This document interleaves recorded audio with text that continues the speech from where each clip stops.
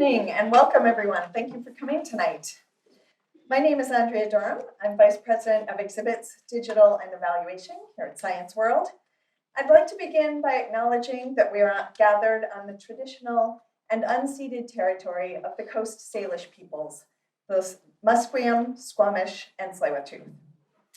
Science World has partnered with the Gairdner Foundation and Life Sciences BC on the 2019 Canada Gairdner Public Lecture Series, Vancouver, presented by TELUS Health.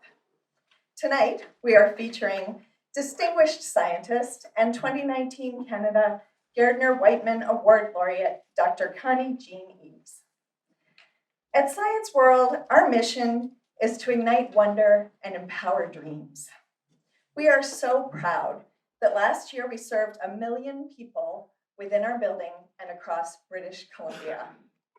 Our goal is to provide meaningful science engagement for people of all ages. In learning opportunities like this evening, we collectively share a common purpose, a shared dedication to creating a thriving and healthy future for British Columbians and indeed for the world. We hope that you'll be inspired by Dr. Eaves' pioneering work and her dedicated advocacy for early career investigators and women in science. But first, it's my pleasure to introduce you to Wendy Hobart, the President and CEO of Life Sciences BC.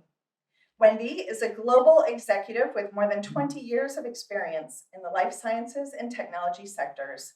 She has previously held leadership positions in Johnson & Johnson, the Heart and Stroke Foundation, and Lexmark International, where she provided strategic leadership across finance, operations, IT, privacy, compliance, regulatory, quality, and risk management. Her global experience spans Canada, the United States, Europe, and South Asia. Wendy has a BA in Finance and Economics from Western University and an MBA in International Business from Queen's University. Please join me in welcoming Wendy Hobart.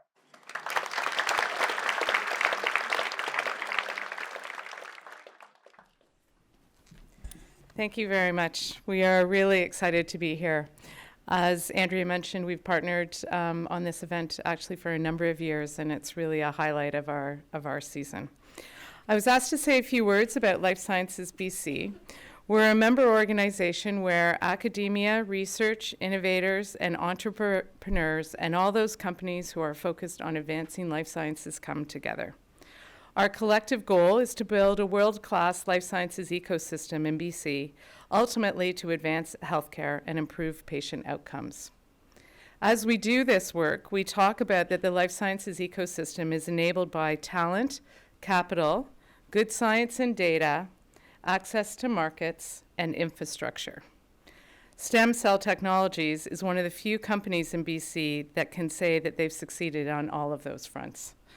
And tonight, it's about talent. We're so honored to be a co-presenter with TELUS Health, Science World of the Gairdner Public Lecture Series to honor and celebrate the extraordinary Dr. Connie Eaves.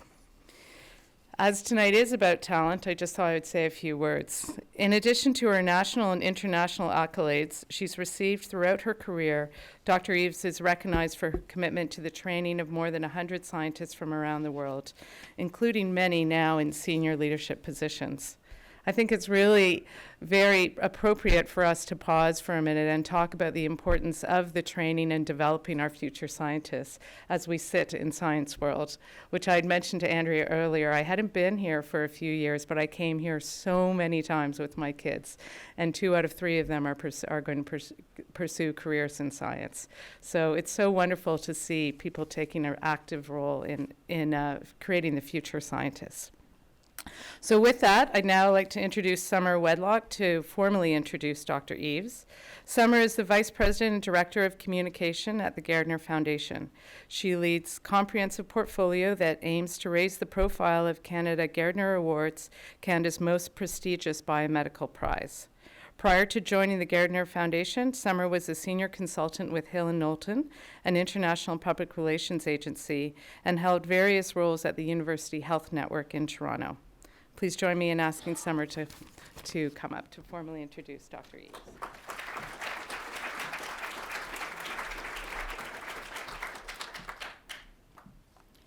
Good evening. Thank you, Andrea, for hosting us at the Science World again this year.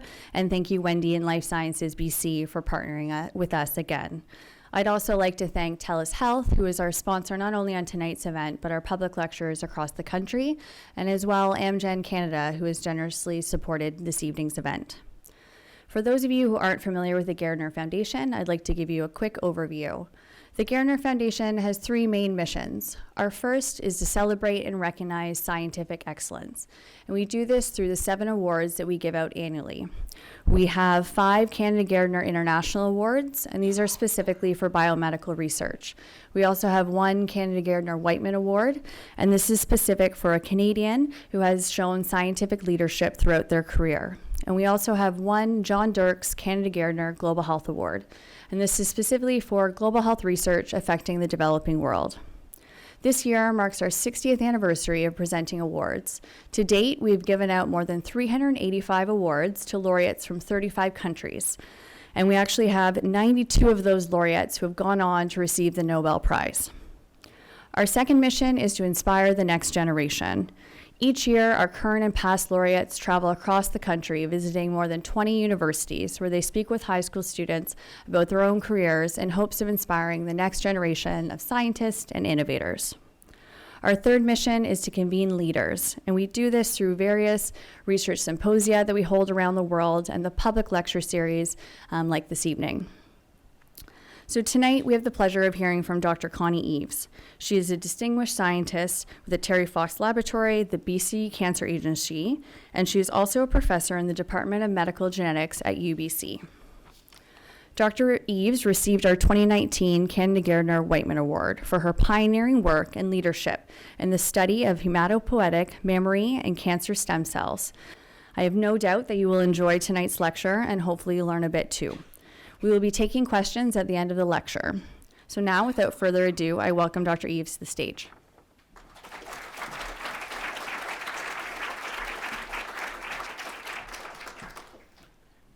Well, good evening, everybody. I'm looking around to see where that person is. Doesn't sound like me. I'm just an ordinary person with 4 children and 11 grandchildren and wonderful husband, and you'd wonder how I ever do anything, because I've deprived all of those people by having another 100 of them at work.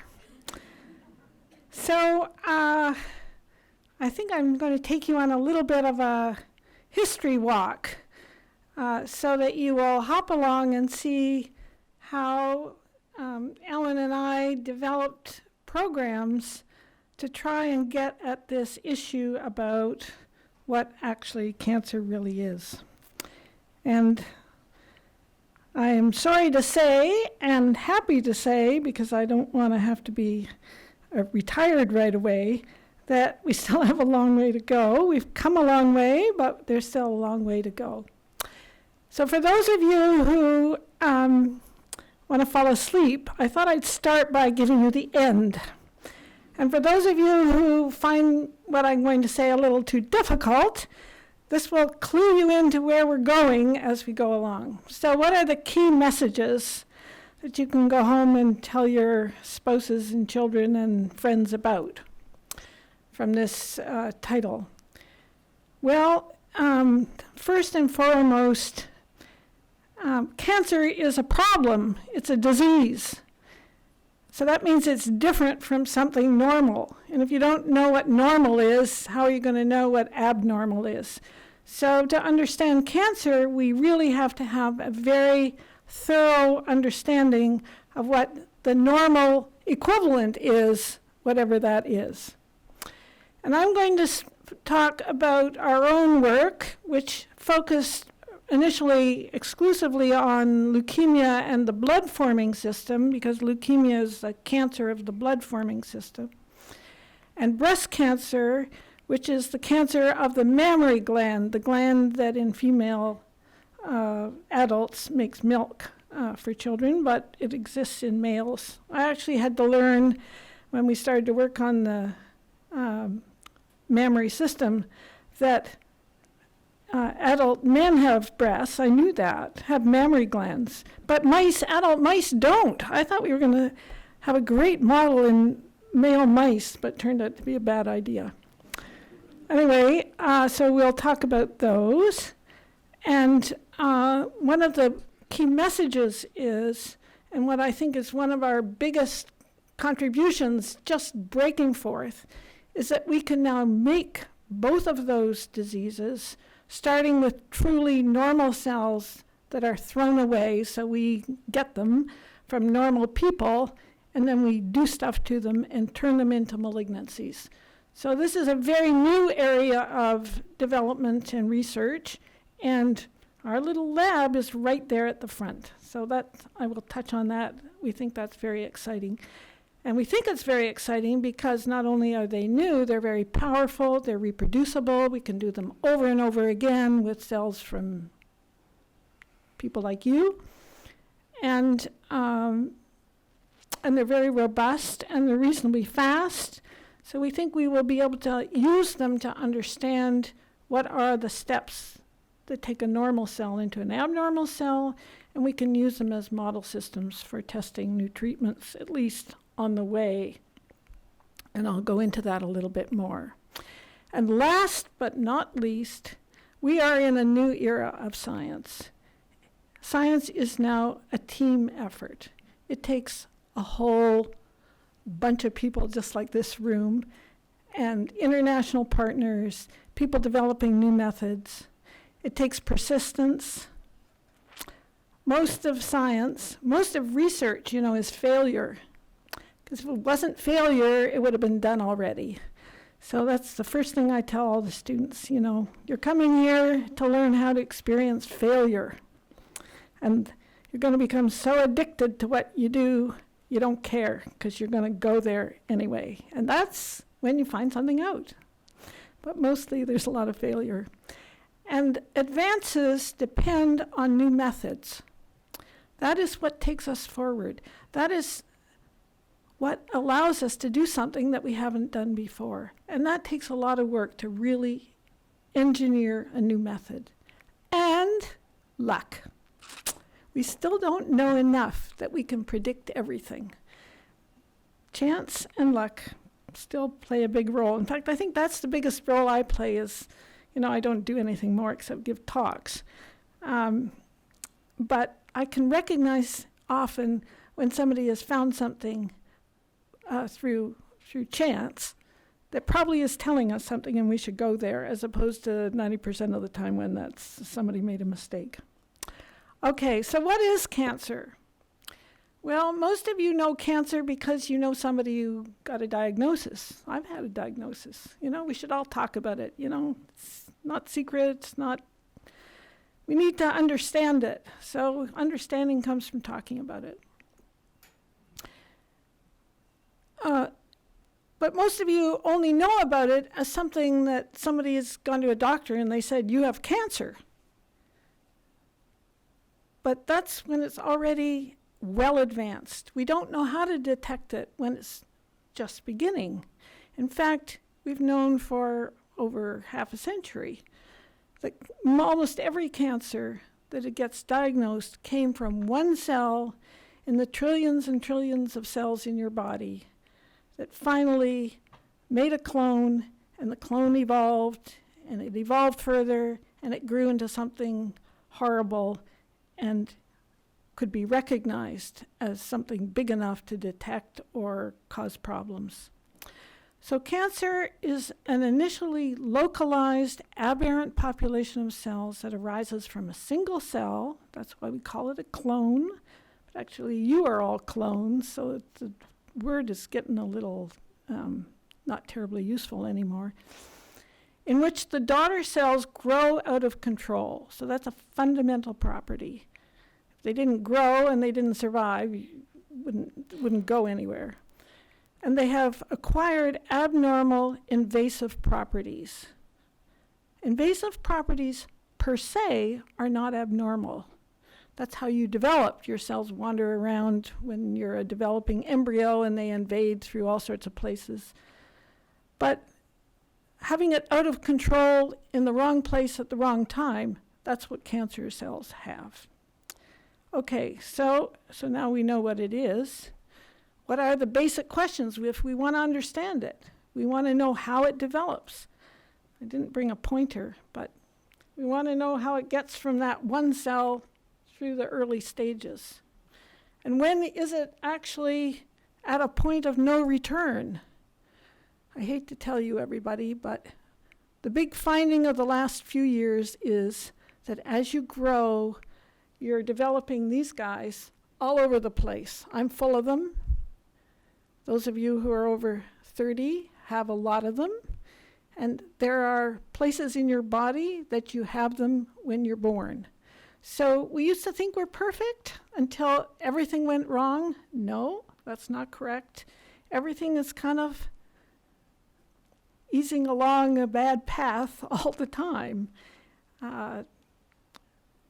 Doesn't always get into a situation where it causes a problem, but this concept of perfection and imperfection being poles apart is a part of a bygone era of understanding about biology and tissues and organisms. How do cells differ from normal? I touched on that already. And therefore, how do we compare something that's becoming abnormal? I just told you, you're full of abnormal cells, all of you. But they will never bother you until sometime maybe one does. Okay, so how are we going to investigate all these important questions? We need to characterize the cells of origin or putative cells of origin and then do comparison with something. So what are we going to compare it to? Well, a very popular strategy now is to compare to samples from patients, or even easier, cells that have been established as malignant cell lines in tissue culture because they grow easily and you don't have to keep getting new samples, etc. Or, even better, because I just told you those are all advanced, if you want to understand the early stages, you can learn how they develop. And that's an old idea that particularly the mouse people, but now done in other organisms, you create cancer in the model organism and you can watch it develop there. The trouble is we're not really exactly like a mouse or a zebrafish or a yeast for that matter. And so the animal models are good for predicting some kind of molecular interactions, but they have not proven to be highly predictive of how to understand the development of human malignancies. And so where we have landed, partly because it was very hard, and that meant that there wouldn't be a lot of competition, and partly because we have a big history of working on normal cells,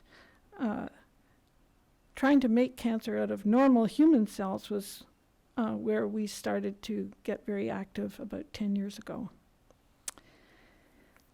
But, as I've already highlighted, this is not a simple affair because we only find out about a human cancer when they're well advanced. We don't know how many steps are required to make the cells fully malignant, or even if it's one step in one case and 20 steps in another. And we don't know how each cancer becomes a unique collection of cells with different properties.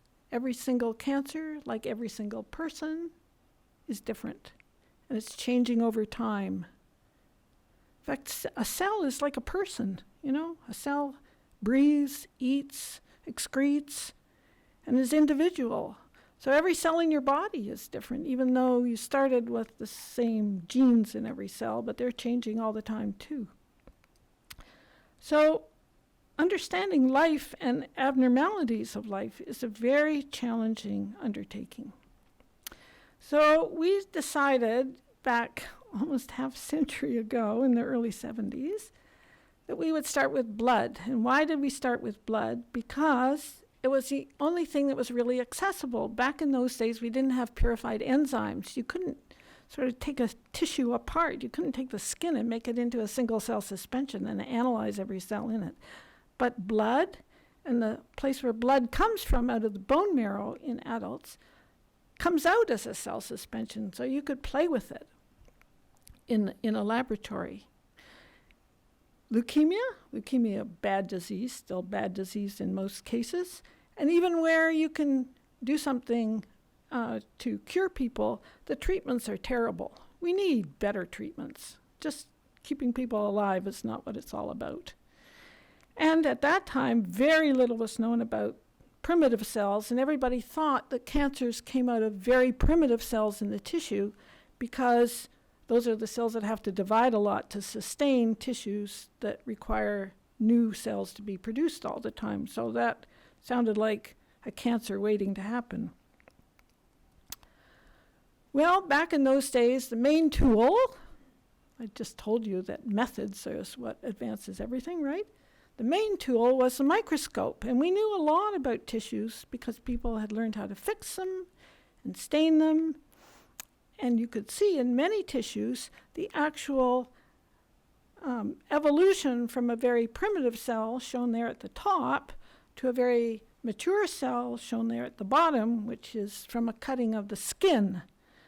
So the idea evolved from microscopy, and this is typical of many tissues, this geographic organization of cell development, that there was a primitive cell and it kind of rolled irreversibly down some biochemical hill and gave rise to differentiated cells, and there was no way back because that's what you could see.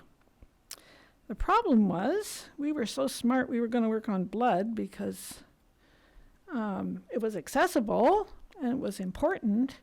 But if you look where blood comes from, it's a complete disaster. There is no geographic organization that you could see like you see in these other tissues like the skin and the intestine, even the brain. Actually now, fast forward half a century, we are beginning to understand that there is some structure, but it's nothing like as obvious as that.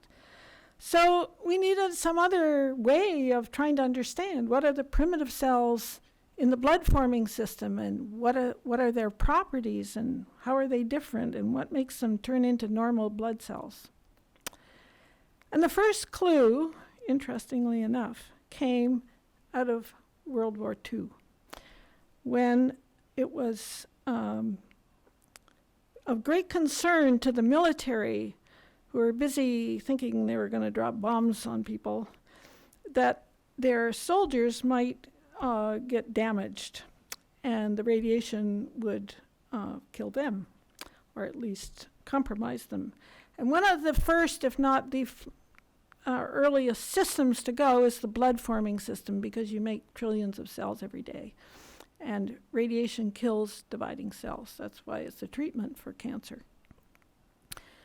So there was a huge effort put into trying to understand how to maybe protect people who would be not lethally irradiated or sublethally irradiated or even lethally irradiated. And it was discovered in Britain that you could take the bone marrow cells, those cells I just showed you a picture of, and transfer them from a normal mouse into a genetically compatible recipient that had been lethally irradiated, not too much, but enough to just kill it. And you could restore all blood production for the rest of that mouse's life. Wonderful discovery. So all around the world, people were thinking, we got to find out what cell that is. That's the cell. That is the magic cell. That is the stem cell of the blood forming system. And very importantly, this is the part you have to remember. 2 Canadian investigators in Toronto, whose statues are sitting right outside. When you walked in, there's some bronze statues out there that Alan commissioned to be made because we are very enamored with these 2 guys. And actually the one on the top, Jim Till, was my postdoc supervisor. So these 2 men were involved in trying to understand what would be this magic cell. And Jim, who was a physicist, said we have to use a quantitative method that we call limiting dilution, which most of you have never heard about, but it's where you dilute things that you want to measure down to fewer and fewer and fewer numbers until It's only going to happen some of the time. And that's the frequency of the thing you're looking at. So you put a red apple in with green apples at a certain frequency, and then you put 3 apples in a pot, 10 apples in a pot, 1,000 apples at a pot. And when you get an apple in a pot a third of the time, that tells you that's the frequency of the red apples and the green apples. So they did that kind of an experiment using the British approach. So they put decreasing numbers of bone marrow cells from one mouse into groups of other mice. And they thought when some of the mice died and some of the mice didn't die, that would be the frequency of the important cell, and they could use that as a quantitative assay. So they did that experiment. And the mice, some of the mice started to die. The mice that got no stem cells died, and the mice that got some enough stem cells all stayed alive, and in between, some did and some didn't. So Dr. McCullough, he's the one on the bottom, he was going in one weekend to look at these mice, and some mice were dead, and he, being a physician, said, oh, I better look inside and see what's gone wrong with this mouse. So he opened the mouse up, and there on the spleen, that's an organ here, there were little bumps. So the spleen is a blood-forming organ like the bone marrow in mice, mostly lymphocytes, but also other kinds of cells. And he saw these little bumps. And he thought, oh, maybe those are colonies. Maybe those are little clones. Each one came from a single cell that divided and made many cells, and they all stayed around. And because that was cloning was a big idea at that time. And that's the cell. The cell that made that colony is our cell. So he and Jim and their trainees, mostly their trainees, did a series of brilliant experiments that showed that that actually was the correct idea. And that came to be thought of as the first blood stem cell assay. And the concept was, that was new, was you could identify a cell by the children that it makes. So you no longer had the cell anymore, but you could tell you had a cell that could make 3 girls and 4 boys, or only 3 girls, or whatever, by the progeny that it made. And that was the beginning of the era of bone marrow transplantation, for which Don Thomas got the Nobel Prize in 1990. So very important Canadian contribution. And of course, I and Alan were very influenced by that when we trained in Toronto back in the 70s. So what happened next? Fast forward now.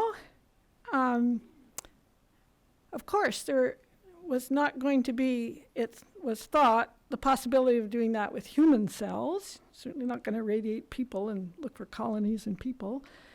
And you couldn't put human cells into a mouse because the mouse would reject the human cells. So the idea was to put them in tissue culture. And a lot of work went on in Australia, in Israel, Toronto, and we participated in some of that.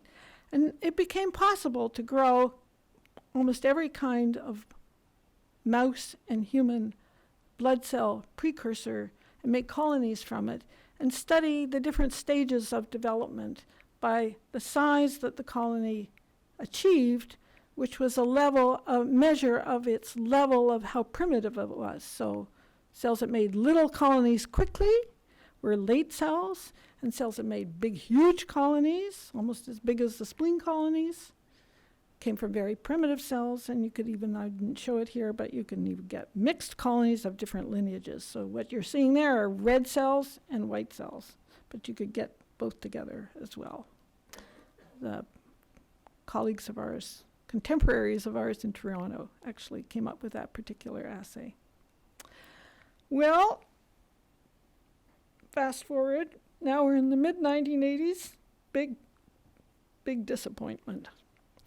So strategies were being developed, refined strategies for how to separate different kinds of cells based on their physical properties, based on their surface marker properties. And it was discovered that you could separate away all the cells that made those nice little spleen colonies from the cells that would sustain the blood formation in a mouse long term.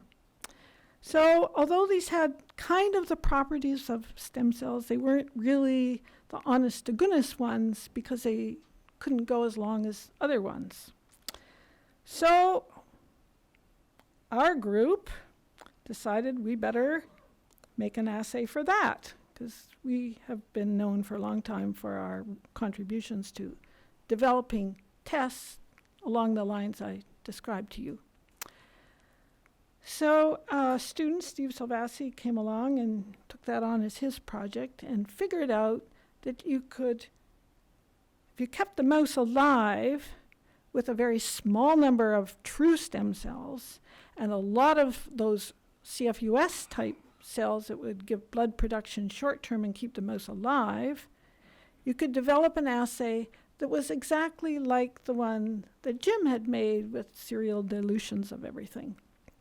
In fact, we thought we were being so clever when we developed this assay. I hadn't read Jim's earlier paper that anteceded the spleen colony assay paper until later. So those of you who are trainees in the audience, it's very smart to read what your supervisor has done more than a year or two before.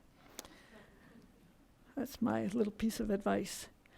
Well then, John Dick in Toronto, who is actually more junior than Ellen and I, and trained with our contemporaries, he discovered that if you got some immunodeficient mice, so Jackson Lab, the big source of mice for people who do work, had made a mouse that had no immune system, or at least initially it had a little bit, and then they made it later better and better, and now the ones we have no immune system at all. And John, because he's a little younger and hadn't had the disappointment of trying to do this experiment in the mice that we all tried, found that you could actually stick human cells in the vein of one of these mice, especially if it had been irradiated, and it would reconstitute the mouse with some human cells. Initially not very many, very poorly, but that was the beginning of doing the same thing all over again, now with human cells. Opened up a whole new era. But we're still working on this Waddington idea, the idea of all stem cells, all blood stem cells are alike, and they roll down this hill and they make all these lineages. They vary in their decisions as they roll down the hill, and they amplify differentially according to need. But that's the concept. That was still the concept. But in the late 1980s, early 1990s, late 1990s, cell purification strategies were becoming very elegant. And by the 2000s, we were beginning to be able to purify the long-term repopulating cell that Steve Salvasi had identified to absolute purity. So you could inject single cell in a mouse, and half the time it would reconstitute the mouse long-term with varying levels according to the cell. So Brad and Claudia did some experiments with these single cell transplants, and they discovered that they're not all equal. In fact, everyone is different. And some don't actually roll down and give cells in all the different gullies. They may only give only one kind.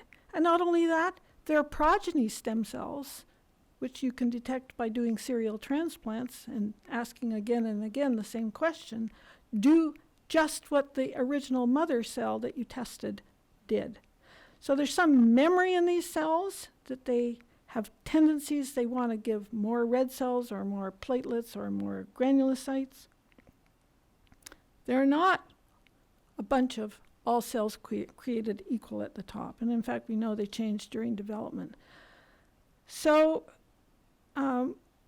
we began to wonder about human cells because that notion hadn't really penetrated into understanding. We don't still, to this day, have the long-term stem cells of the human blood forming system at such high purities.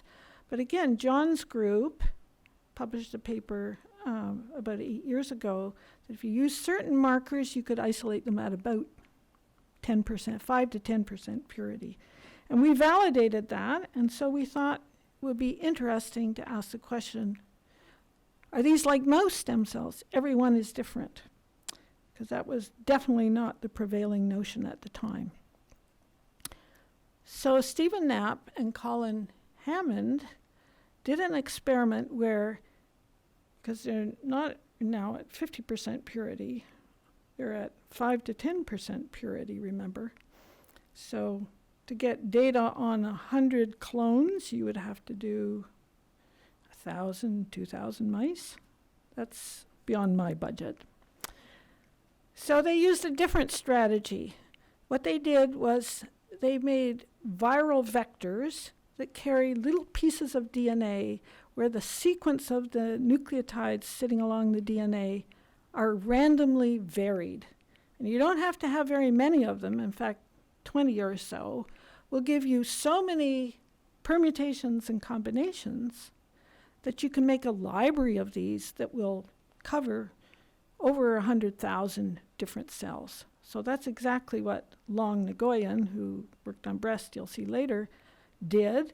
And the heme guys came along and started working with it first. But these are later experiments done actually fairly recently. As you can see, they were just finally published a year ago, where David and Colin took these vectors and layered them over the target cells that they're going to test so that one vector goes into each cell.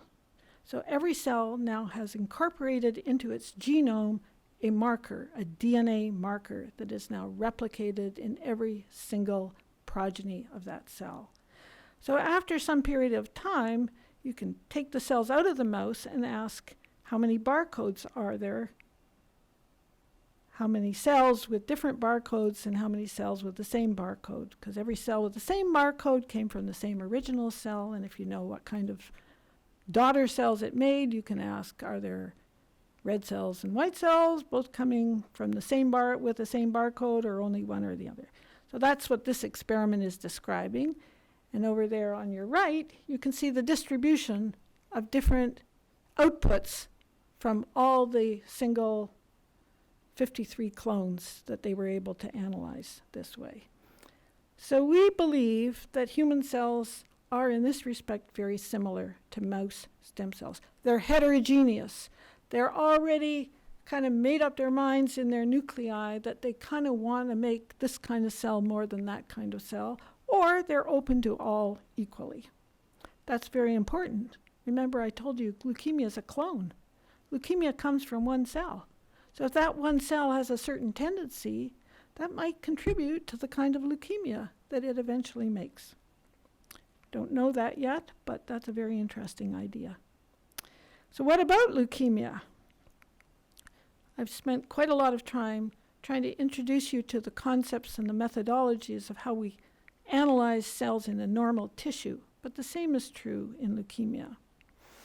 So here's a leukemia. This is a more modern version of that diagram I showed you at the beginning, now displaying how these cells, as they're making a bigger and bigger clone, actually acquire more and more mutations. But if the daughter cell acquires a mutation, it's not in the sibling cells. So the whole thing becomes a huge array of heterogeneous mutations, and you don't know which ones are important or what they do. And it really doesn't tell you necessarily about early events. And as I mentioned before, although you can try to infer backwards by analyzing all the mutations, it's really what you want to do is make it, and that has been historically difficult. So we didn't actually get involved in that for a long time. But we did study chronic myeloid leukemia because that is one of the leukemias where patients actually present when it's not advanced. And differentiation is relatively normal. So we can use all the normal tools to analyze it. So Alan and I spent most of the 1980s actually studying that disease and making some very seminal discoveries about it. one of which was the stem cells of that disease, the origin, the cells that sustain the disease, up at the top of the Waddington plot, if you will. They're not very good stem cells. What happens is when they start to develop into more mature cells, they are completely uncontrolled. So they blow up their numbers, where in a normal individual, those cells would be damped down. The body would say, no, we don't need those, we don't need those. In chronic myeloid leukemia, the mutation says, we don't care, just make them. We even know the mechanisms by which some of that happens. And we know that in the days before CML could be well treated, it inevitably progressed. And so to a very bad acute leukemia, which is actually now quite rare. So Alan said, why don't you take those chronic phase cells that we have in the freezer and stick something into them, some mutagen or mutation, and see if you can make them go into blast crisis. You got something that's halfway there.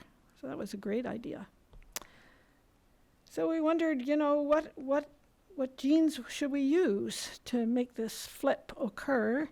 And we thought, maybe the problem is those poor old pathetic CML chronic phase stem cells, not very good.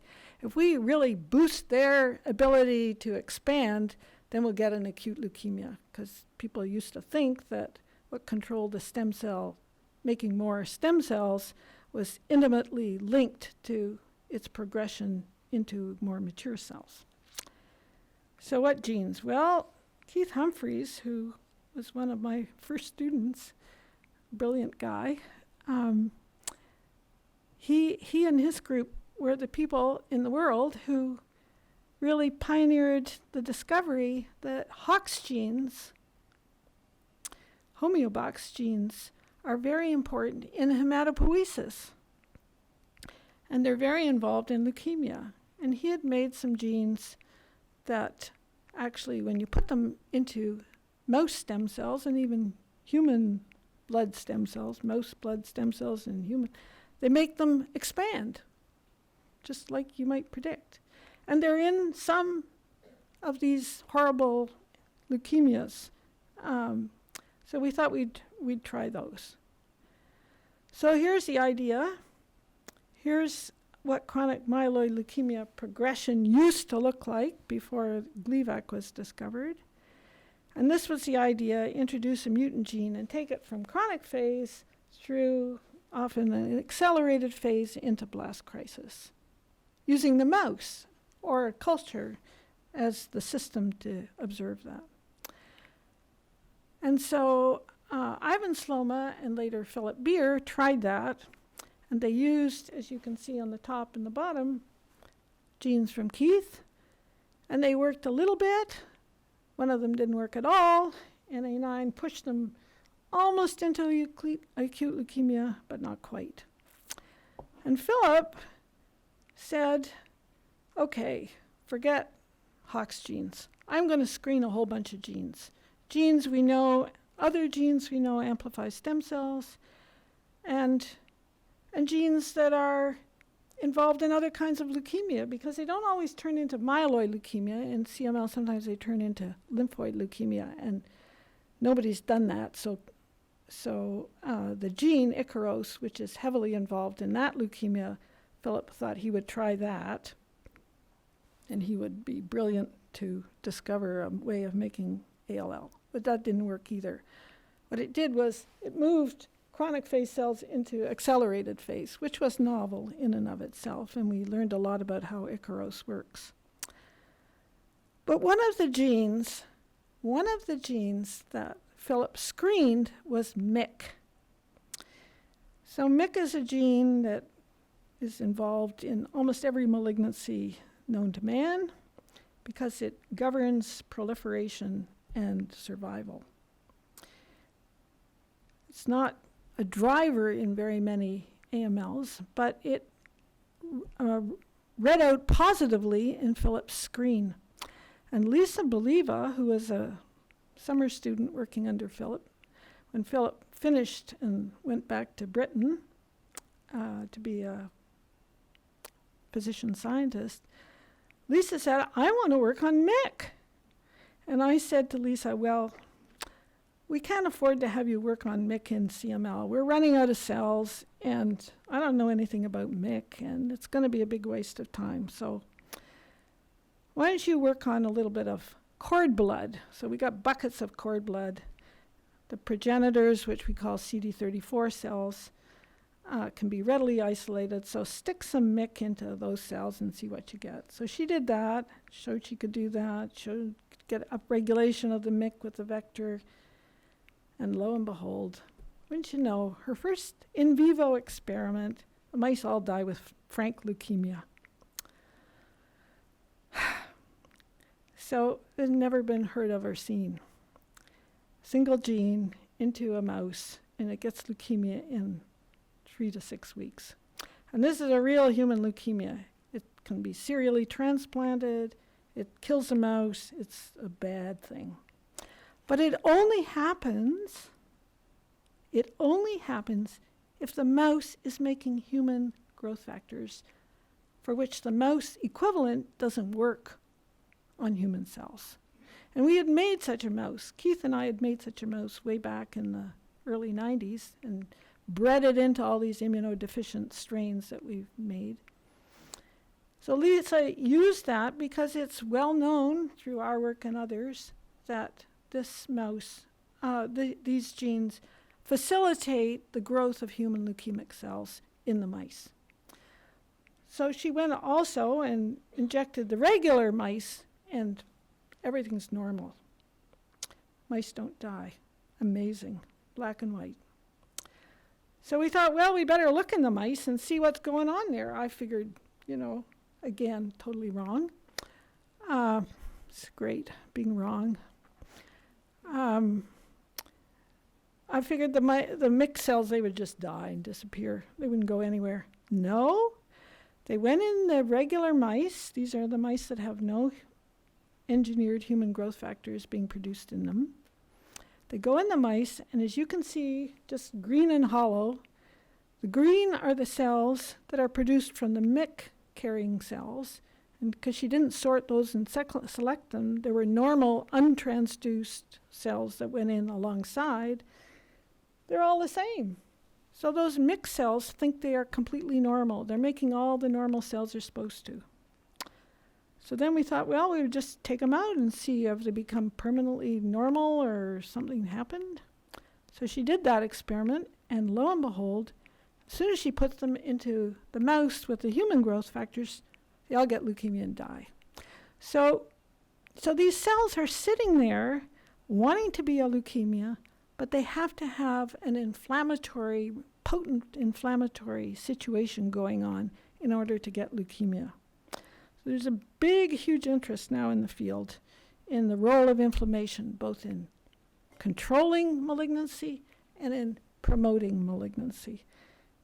So we think this is going to be a very important addition to that. Okay, breast. Less on breast. How did I get involved in breast?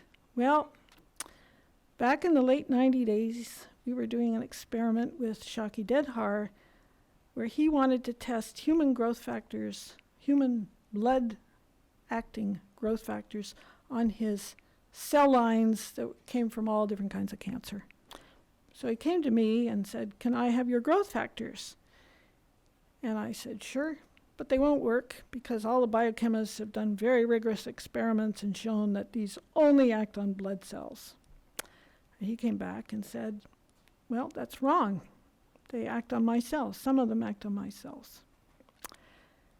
And I didn't believe him, so we did the same experiment, and he was right. At the very same time, Bill Peters in Duke University was doing a study on women with breast cancer and testing the idea that you could give them a lethal dose of treatment and salvage their blood-forming system with a transplant, and getting, quotes, fantastic results. So the whole transplant world went into a big tizzy because late-stage breast cancer, much more common than leukemia. So transplant centers were going to have to amplify and increase their workload. And also, people who were getting transplants by this time were getting hematopoietic growth factors to stimulate recovery of their blood-forming system. So Alan, who was boss of everything at the time, said, you better do something about this, because we don't want to stimulate the growth of the breast cancer cells, and we better get to the bottom of this. So all shocky stuff had been done with cell lines, not real cells. So I went to Joanne Emmerman, who happens to be a former pioneer, worked in California as a PhD and postdoc, discovered how to grow human mammary cells in tissue culture. She was at UBC, so I went to her and I said, can we test these things on your cells? And she thought she was growing breast cancer cells too. Turned out that she wasn't, but we didn't know that at the time. So that was the question. Turned out, nope, they don't do nothing to nothing. But I saw how they grow in her cultures, and I said, this just looks like blood to me. There must be a hierarchy here. We can't see it, but maybe we can use the same principles and make colonies of different sizes and different lineages, and maybe there's even a stem cell. Makes everything in the breast. Joanne thought I was crazy. But one of her students, John Stingle, he thought that was a neat idea.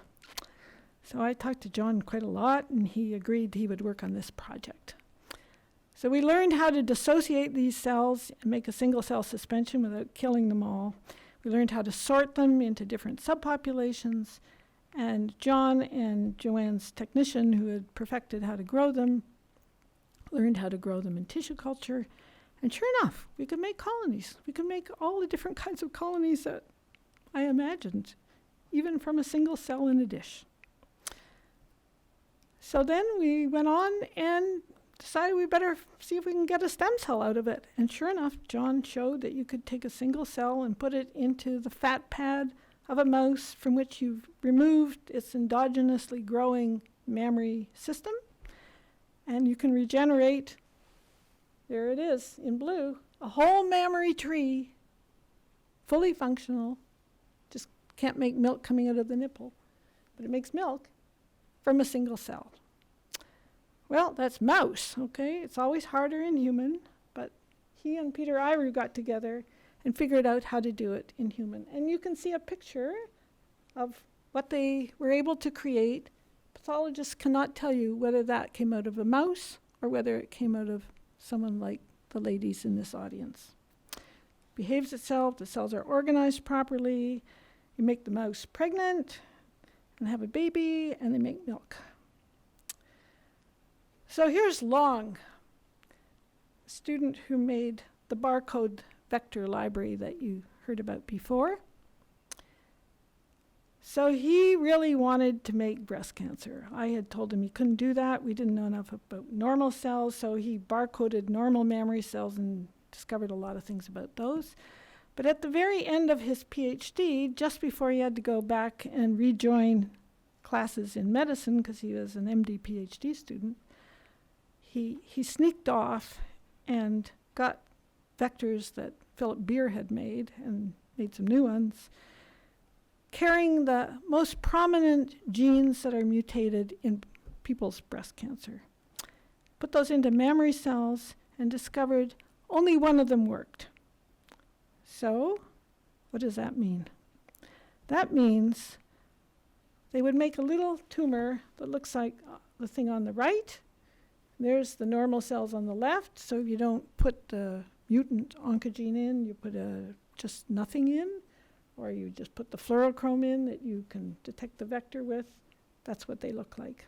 And over there, there's the histology. Pathologists will tell you that's an invasive ductal carcinoma growing in that mouse, and it's of human origin because we can find human genes in it. But it wasn't perfect. Even though you could serially transplant them, the tumors are small, they never get very big, and they're pathetic if you're a scientist and you want to understand and analyze them because you don't get very much to work with.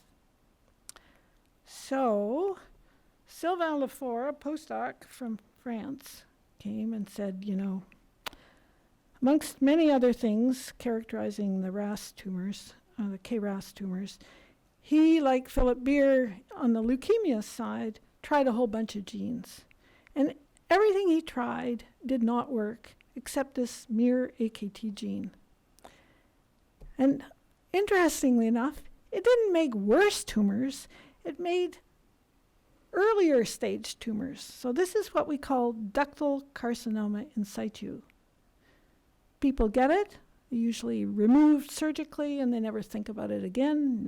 Over 95% never turns into a problem. And you can see it's not invasive. That's why people are not scared of it. The tumor is contained. It's just the cells are abnormal. They're not arranged in that nice bilayer way that I told you about before. Then along comes Susanna Tan, PhD student now. She had her heart set on making worse tumors, so she surveyed the literature a little more, and bingo, she's got big tumors. Last spring, she got these tumors, so she's gone to heaven. She's really going to be able to study things.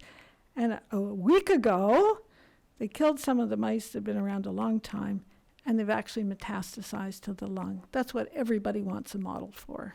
To my knowledge, that's the first de novo model of a human cancer that can be metastatic. So we actually don't know what we're going to focus on next, but that's Susanna's problem. So here we are. That's where I started out getting my influences after my parents. My dad was a mathematician, so I swore I would never do mathematics. And look, telling you everything we do is quantitative. And I inherited that also from my training with these wonderful people. Of course, there's Alan. He's the one that keeps saying, going to work on mouse models all your life. So we switched out of that pretty early. And these are not everybody, but most of the kids who did major stuff. And down at the bottom are the people, many of whom I've mentioned as we've gone along, who are actually in the lab right now. Two folk on your right, just arrived. Actually, the three folk on your right. Laura arrived in May. Shengsan arrived from Mexico. Shengsan from China in August. And Shrinka 2 weeks ago from India. So that just reinforced they're from all over the world. They make a wonderful multicultural family. And I still visit a lot of the kids up above. There's Peter Zanstra up there, who's now the head of the School of Biomedical Engineering here. But it isn't just a team of trainees. It's a team of hardworking support people, the technicians, the project managers, the core facility people. Wonderful group. We could not do without them. And then the undergrads, the summer students, the co-op students. We've had hundreds of those. And the patients who give us their cells, and collaborators. Here's just a few that are relevant to what I talked about today. And, of course, the funding we get. Wish I had more funding, but historically I've had good funding, and Alan funding, I always steal his funding. So here's the key message again. There are many secrets. Understanding human cancer requires much deeper characterization of normal cells, which are much more heterogeneous than previously assumed, as is their regulation. I didn't talk about their regulation. We've done a lot of work there too. Human leukemias and breast cancers can now be made consistently from freshly isolated normal human cells. You can ask me later, how do I get normal cells? That's a good test of you guys. And these systems do offer powerful new approaches for identifying how these cancers develop. We're actually already have several lines of investigation in that area, and for testing new treatments, and we're about to start on one of those. And progress requires, as I've tried to highlight, a team effort, persistence, new methods, and some luck, and a supervisor who has an open mind. Takes a while to get that. So what else? Do not assume too much up front. See this guy walking by? But if you look behind, think outside the box, it actually isn't what you think. So be prepared. That's it. Questions? Love to have questions.